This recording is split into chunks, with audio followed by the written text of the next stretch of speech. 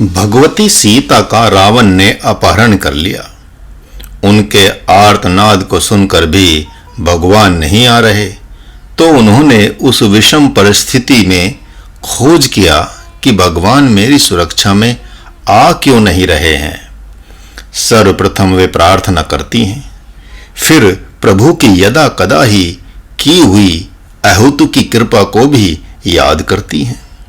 कहती हैं, हे प्रभु, आप इस ब्रह्मांड में अद्वितीय वीर हैं। आप ही निर्गुण एवं सगुण ब्रह्म हैं।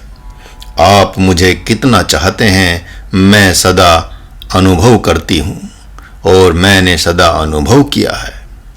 जयंत ने थोड़ा सा अपराध किया तो आपने उसके शरणागत होने पर भी एक आंख ही ले ली। विराध ने मुझे जैसे ही पकड़ा तो आपने उसके प्राण ही ले लिए। सुपर्णखा ने थोड़ा सा डराने का प्रयत्न किया था तो आपने उसकी नाक कान ही काट ली। आज उसी आपकी अर्धांगिनी को, आपकी आत्मा को राक्षस राज रावण बलात् लिए जा रहा है, लेकिन आपकी बड़ी भुजा रावण के गले तक नहीं पहुंच रही है, तो अवश्य ही मेरे से कोई बड़ा अपराध हो गया है। मां सीता ने जैसे ही कारण की खोज की वैसे ही उत्तर आ गया। कारण का पता चल गया और बोल उठी, अरे ये जितेंद्रिय लक्ष्मण आपको मेरे से भी विशेष प्रिय हैं। उन्होंने अपनी साध्वी मां को आपके लिए त्यागा है। जिन्होंने अपनी तपस्विनी उर्मिला को आपके लिए त्यागा है, वैसे आपकी प्रिय आत्मा लक्ष्मण के चरित्र पर ही मुझ अभाग्नि ने उंगली उठाई थी। इसी कारण से आपने अत्यंत कुपित हो मेरी सुध बुध भुला दी है। आप सोच रहे हैं कि ऐसी नारी जगत में न रहे तो ही अच्छा है। संत सच ही कहते हैं कि अपना किया हुआ ही कर्म जीव को प्राप्त होता है। इस न्याय से लक्ष्मण जैसे ब्रह्मचारी को मैंने कलंकित करना चाहा तो रावण ने मुझे कलंकित करना चाहा है। जब मैं एक ब्रह्मचारी को कामी समझ सकती हूँ तो रावण मुझे कामिनी क्यों नहीं समझ सकता। तो हे अंतर्यामी, अब आपके साथ साथ आज मैं महात्मा लक्ष्मण की शरण में भी होती हूँ। हा लक्ष्मण तुम्हार नहीं दोसा, सो फलू पाऊं कि नहीं रोसा। हे महावीर लक्ष्मण, आपका तो किंचन मात्र भी दोष नहीं था। मुझ मूर्खा ने आर्त होकर आपको कलंकित कर दिया। लेकिन हे श्री राम प्रभु की सनातन आत्मा, मैं आपकी ही लाज उतनी ही हूँ जितनी कि आपके प्रभु श्री राम की। इसलिए मुझ शरणागता के अपराध को क्षमा करें। अपने प्रभु से आज्ञा लेकर मुझ अभागिन का उद्धार करें। अब दया करें, दया करें, दया करें, मुझ शरणागत पर दया करें। इतने पर भी बात नहीं बनी तो हनुमान जी से उन्होंने इसी संदेश को महात्मा लक्ष्मण के पास भेजा। हनुमान जी ने कहा, हे महावीर जितेंद्र लक्ष्मण, भगवती सीता के प्रति जो आपके मन में मैल है उसे दूर कर दें। वे तो अशोक वृक्ष के नीचे जितना प्रभु श्री राम को याद नहीं कर रही हैं, उससे कहीं विशेष आपको याद कर रही हैं। यद्यपि उनकी वाणी में राम नाम है, स्मृति में प्रभु श्री राम की छवि है, लेकिन उस छवि के साथ साथ एक आपकी भी छवि है। जब उन्होंने आपके चरित्र पर आक्षेप किया था और तब आप हृदय से कढ़ा उठे थे। आपकी उसी मुद्रा को याद करके वे अपने आप को क्षमा नहीं कर पा रही हैं। उनके नेत्र धरती माँ की तरफ आस लगाए देख रहे हैं कि कब धरती माता फटे और मैं उनमें समा जाऊं, मैं उनमें प्रवेश कर जाऊं और लक्ष्मण को अपना मुंह न दिखाऊं। किंतु माता धरती भी उनसे इस अपराध पर कुपित हैं और उन्हें जगह नहीं दे रही है। अतः अब तो आपकी ही वे शरणागत हैं। यदि आपने अपराध क्षमा कर दिया तो प्रभु भी माँ के अपराध को क्षमा कर देंगे, अन्यथा बात बनती नहीं दिखती है। प्रभु अब देर न करें और अब मां पर दया करें। वैसे ही प्रभु श्री राम ने कहा, हनुमान अभी सैन्य संगठन करो, अभी अभिजीत मुहूर्त है, लंका के लिए प्रस्थान करो। इसी प्रकार ध्यान योगी को अपने अपराध की खोज करनी चाहिए, अपनी कमी की खोज करनी चाहिए।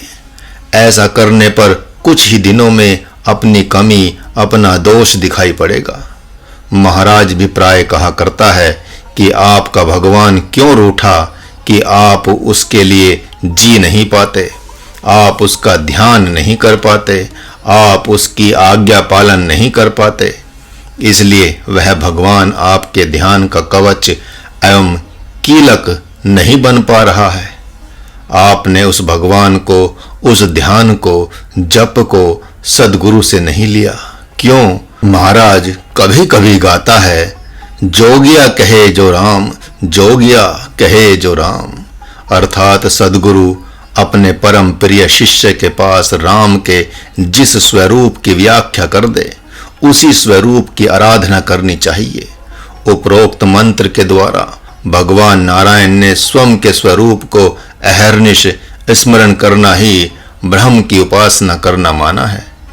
यह उन साधकों के लिए है जिनकी इस आध्यात्मिक ध्यान योग में निष्ठा है, जिन्होंने सद्गुरु के महामंत्र मैं आत्मा हूं को स्वीकार कर लिया। भगवान चाहते हैं कि केवल ऐसा माना ही न जाए, बल्कि तदनुरूप व्यवहार भी किया जाए। उसके लिए सर्वप्रथम रोम रोम में, जागृत, स्वप्न, सुषुप्ति में भी इस आत्म स्मृति को उतारना होगा और आत्म जिज्ञासु ऐसा निश्चित कर सकते हैं।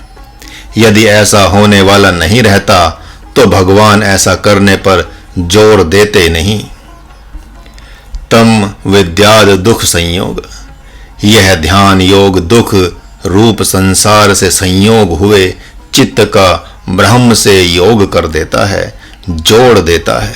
संसार से, संसार के किसी भी प्राणी पदार्थ से, किसी भी विषय से यदि चित्त का संयोग हो गया है तो यह ध्यान योग चित्त का उससे वियोग कराकर ब्रह्म से एकाकार करा देता है। चित्त संसार से युक्त होकर बिखर गया है, बहिर्मुख हो गया है, लेकिन संसार भाव से हटते ही, शरीर भाव हटते ही मैं ही ब्रह्म हूं ऐसा ज्ञानी रूप दीपक जल जाता है। दो प्रकार के योगों की प्रशंसा की भगवान ने, ज्ञान योग एवं कर्म योग की। उसके उपरांत ध्यान योग की बात की है।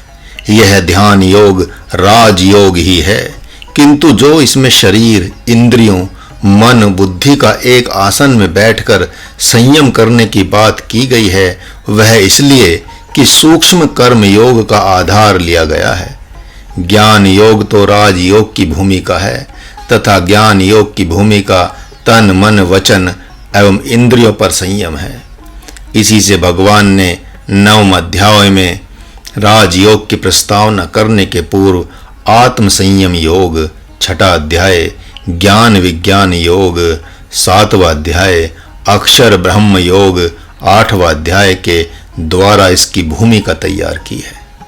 भगवान भविष्य दृष्टा हैं, वे जानते हैं कि अर्जुन को महामोह हो गया है, इसलिए स्वतंत्र रूप से पहले ही राजयोग नहीं दे रहे हैं। इससे तो आप यह कहना चाहते हैं कि राजयोग के लिए आत्म संयम अर्थात तन, मन, वचन तथा इंद्रियों पर संयम की आवश्यकता है। हाँ, क्यों नहीं। स्पष्ट कह दिया गया है कि राजयोग का आधार ज्ञान योग है। यह बात अलग है कि बहुत से ऐसे साधक हुए हैं जिनकी एकमात्र राजयोग के उपदेश से ही अपने स्वरूप में स्थिति प्रशस्त हो गई है। इससे सिद्ध होता है कि राजयोग के पूर्व की भूमिका उन्होंने पूर्व के जन्मों में तैयार कर ली है। स्वयं अर्जुन को ही आत्म संयम की आवश्यकता नहीं पड़ी और वे अपने स्वरूप में स्थित हो गए, क्योंकि वे तो आत्म संयमी थे ही। वैसे ही कर्म योग की परंपरा देखें, गुरु आज्ञानुसार बाह्य कर्मों को करना स्थूल कर्म योग है, वाणी से जप करना सूक्ष्म कर्म योग है, स्वाध्याय करना कारण कर्म योग है, मैं का चिंतन करना महाकरण कर्म योग, और मैं कौन हूँ, कहाँ से आया हूँ, शरीर हूँ तो कैसे हूँ, एवं शरीर नहीं हूँ तो कैसे नहीं हूँ, मैं शरीर नहीं आत्मा ही हूँ, यह निश्चय करना हंस कर्म योग है। और दृष्टापना में स्थित होकर प्रभु आज्ञानुसार हनुमान जी की तरह कर्म करना परमहंस कर्म योग कहलाता है। यद्यपि हंस और परमहंस अवस्था में किए हुए कर्म को कर्म न कहकर कर्म से विनोद करना, खेलना, क्रीड़ा करना कहा जाएगा, वह कर्म औपचारिकता मात्र है, क्योंकि वह कर्म तो ज्ञान स्वरूप ही होता है। ऐसी अवस्था में ज्ञान, कर्म और ध्यान तथा राजयोग सब ब्रह्म ही हो जाते हैं। शरीर छोड़ने के पूर्व एक सद्गुरु ने अपने शिष्यों से पूछा, मन, बुद्धि, चित्त, अहंकार का स्वरूप क्या है? कोई भी शिष्य उत्तर नहीं दे पाया। गुरुजी ने कहा, अरे उस शिष्य को भी बुलाओ जो 12 वर्षों से धान कूटने की सेवा कर रहा है। सभी शिष्यों ने गुरुजी से हंसी की कि क्या आप विनोद कर रहे हैं? वह तो इस विषय में एक अंश भी नहीं बता पाएगा। गुरुजी ने कहा, भले न बताए, लेकिन उससे प्रश्न तो करना ही पड़ेगा। उसके आने पर गुरुजी ने वही प्रश्न किया।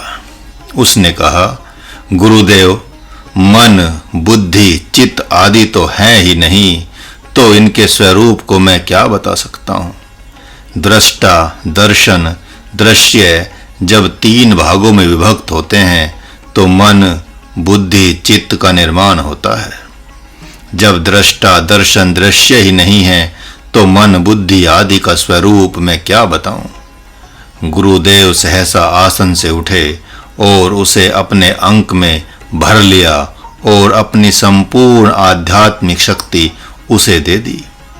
ऐसे भी कुछ साधक पाए जाते हैं जो स्थूल कर्म योग से ही भगवत स्वरूप हो जाते हैं। ऐसे के लिए किसी भी योग की बात की ही नहीं गई है। तम विद्याद दुख संयोग। भगवान ने मानो अर्जुन से कहा, हे पार्थ, शरीर भाव होने से ही तुम्हारा और कौरवों का संयोग हो गया है। तुम्हारा और भौतिक गुरुजनों का संयोग हो गया है। यह संयोग ही भारी दुख का कारण बना हुआ है। इस संयोग से वे भी दुखी और तुम लोग भी दुखी हो गए हो। क्योंकि अब तुम्हारा और मेरा योग हो गया है, इसलिए यह परम योग अवश्य ही तुम लोगों का इस भारी दुख से वियोग करा देगा। मैं मानता हूं कि तुम्हें इस ध्यान योग के प्रति अति उत्सुकता हो गई है। तुम कह रहे हो कि मैं इसी दिव्य ध्यान योग की प्राप्ति के लिए वन को जा रहा था, तो जाने क्यों नहीं दिया?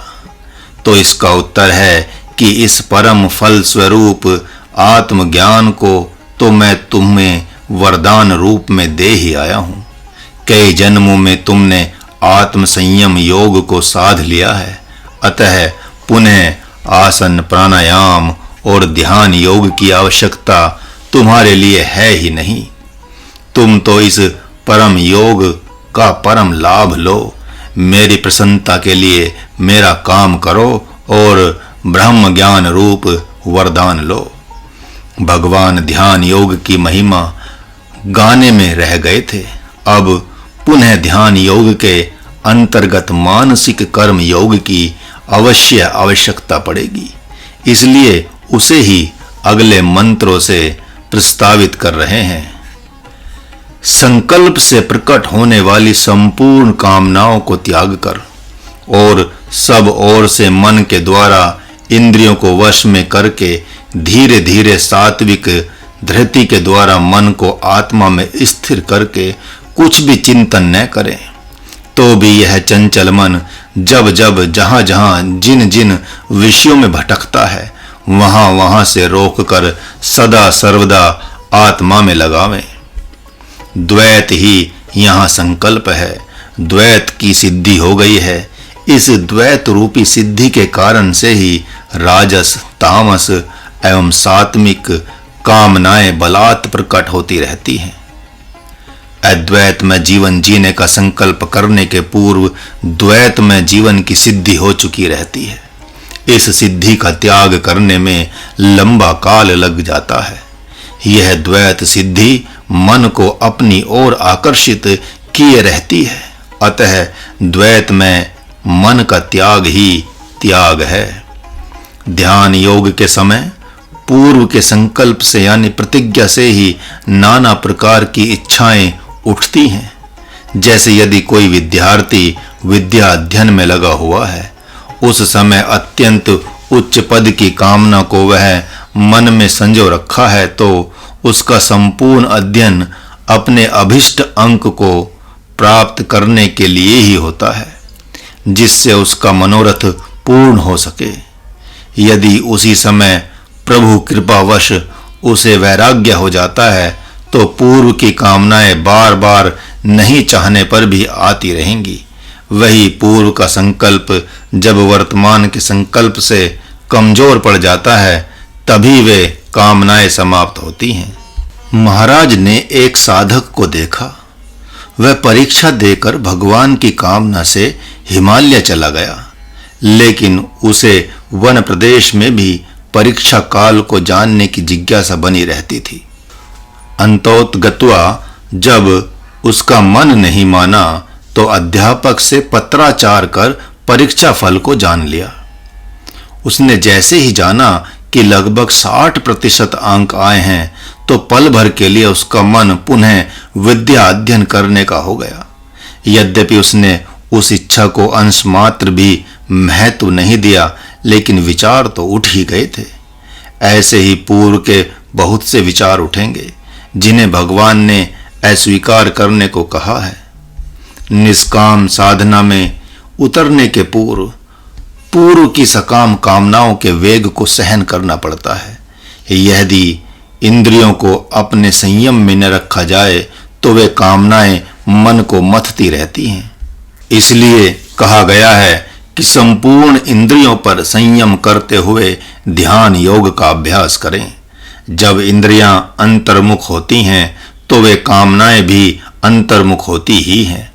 जैसे यदि कोई पद्मासन लगाकर बैठे और उसका संपूर्ण शरीर सीधी रेखा में अर्थात ऊर्ध्व रेखा में स्थित हो, तो पांवों के द्वारा बहिर्मुख होते हुए चलने की कामना वाले संस्कार, हाथ से बहिर्मुख होकर कर्म करने की कामना वाले संस्कार, आंख, कान, नाक, जिह्वा से बहिर्मुख होकर अपनी अपनी कामना के अनुरूप व्यवहार करने वाले संस्कार, ऊर्ध्वमुख होकर ब्रह्म कामना में विलीन होते देखे जाते हैं।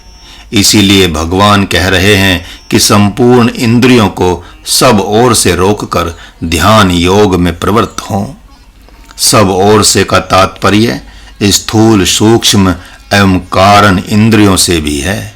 शब्द, स्पर्श, रूप आदि विषय सूक्ष्म इंद्रियां हैं तथा स्वजन एवं वैरिजन कारण इंद्रियां हैं। ये सब मन के सूक्ष्म एवं कारण स्वरूप भी हैं। अतः इन सब से मन को अच्छी प्रकार से रोकने का प्रयत्न करना चाहिए। वह कैसे? शनैः शनैः धीरे धीरे सात्विक धृति के द्वारा धैर्य एवं उत्साह के साथ मन को आत्मचिंतन में लगावें। वासनाएं उठती रहेंगी, उनकी चिंता तथा उनका चिंतन न करें। न अर्थात ध्यान अवस्था में नाना प्रकार के द्वैत सिद्धांत प्रकट होंगे, उन्हें महत्व न दें, क्योंकि जितने भी द्वैत सिद्धांत हैं जिनका प्रतिपादन महर्षि गौतम, कनाद, भगवान कपिल आदि ने किया है, वे इसी अवस्था में सात्विक प्रवृत्ति पर चिंतन करने के ही परिणाम रूप फल हैं। भारत में ऐसे ही अन्यान्य मत भी हैं, जिनका त्याग में व्यवहार तो भगवत धर्म से पूरी तरह से मिलता है, लेकिन मत में भिन्नता देखी जाती है। कुछ भी चिंतन करने पर भगवद चिंतन की धारा टूट जाएगी। महर्षि विश्वामित्र के साथ यही तो हुआ। ध्यान अवस्था में उनका मन दिव्य मंत्रों की ओर बह जाता था। वे उन मंत्रों को बहुत महत्व दे बैठते थे। परिणाम क्या होता था सभी जानते हैं। बुद्धया धृति गृह्यता। यदि ध्यान योग में वृत्तियों की मार विशेष पड़ रही हो तो सात्विक बुद्धि के द्वारा सात्विक धृति का भी कुछ सेवन करें, जिसका वर्णन इसी अध्याय में पूर्व के मंत्रों में कर दिया गया है। यदि कोई पूछता है कि कैसे पता चलेगा कि अमुक विषय चिंतनीय नहीं है, हाँ, जिस समय साधक आत्मचिंतन में लगा हुआ है उसी समय तत्व चिंतन आने लगे, जैसा कि सांख्य मत है, तो उस समय जान ले कि यह अचिंतनीय विषय है। तत्व चिंतन का तात्पर्य पृथ्वी, जल, अग्नि आदि के पृथक पृथक दिखाई पड़ने से है। सन 1978 ईस्वी में एक साधक अहर्निश ध्यान योग में बैठा रहता था, तो एक दिन उसके हृदय से आयुर्वेद प्रकट होने लगा। उसने अपने सद्गुरु से पूछा कि यहाँ क्या करना चाहिए, किसी को बताना चाहिए, लिखना चाहिए या नहीं? तो उसके गुरुदेव ने कहा कि नहीं, उसे स्वीकार नहीं करना चाहिए। ऐसे में भटकने की पूरी संभावना रहती है। कहने का आशय स्पष्ट है कि ब्रह्म जिज्ञासा का संकल्प जब से हुआ उसके पूर्व में तो संकल्प हजारों हो गए थे। यही नहीं, वे चित्त के अति गहरे में प्रवेश कर गए थे। उनको फिर अपना माने ही नहीं। ध्यान अवस्था में चमत्कारों के विज्ञापन की बात जब आती है तो जान लेना चाहिए कि उस साधक के द्वारा यह सिद्धि अपनी मानी जा रही है, जबकि ऐसी बात है नहीं। वह तो सतोगुण के प्रभाव के कारण से है। एक साधक कर्म कांड में विशेष अरुचि रखता था। महाराज ने कहा, थोड़ा विशेष जप तप ध्यान में बैठो, बातें कम करो। जैसे ही कुछ दिन बैठा वैसे ही काम वासना ने आकर उसके तन मन चित्त को मत कर रख दिया। महाराज ने कहा, सकनौत ही यह सोढ़ुम। काम और क्रोध के वेग को, इनकी मार को जो सहन कर लेता है वह सुखी एवं शांत हो सकता है। तुमने कैसे मान लिया कि यह काम तुम्हें परेशान कर रहा है? क्या तुम अपने को शरीर मानकर ध्यान कर रहे हो? शरीर को अपना मानने वालों को तो निष्काम कर्म योग करना चाहिए। जब कर्म योग से कर्म का शोधन हो जाए तो ध्यान योग में आना चाहिए। लेकिन पूर्व की वासना तो ध्यान योग द्वारा ही निष्कासित की जाएगी, और दूसरा मार्ग है ही कौन? इस काम क्रोध लोभ राग द्वेष की मार को तो सहन करना ही पड़ेगा। आखिर यह होगा कैसे? धीरे धीरे जहां से जिस रूप से काम प्रकट हो रहा है वहां उस रूप को सगुण ब्रह्म समझकर उसकी पूजा करो। फिर देखो काम कैसे नहीं तिरोहित होता है। वैरी को ब्रह्म समझकर मन से उसको भगवान शंकर समझकर पूजा करो। फिर देखो कि द्वेष कहाँ भाग जाता है, क्रोध कहाँ चला जाता है। संपूर्ण संपत्तियों को भगवान की ही संपत्ति मान लो तो देखो लोभ कहाँ जाता है। इस प्रकार मानसिक पूजा करो। जहाँ जहाँ मन जाए वहाँ ब्रह्म भावना करने में मन अपने आप में सहज ही लौट आता है। पुनः आत्मचिंतन प्रारंभ कर दो।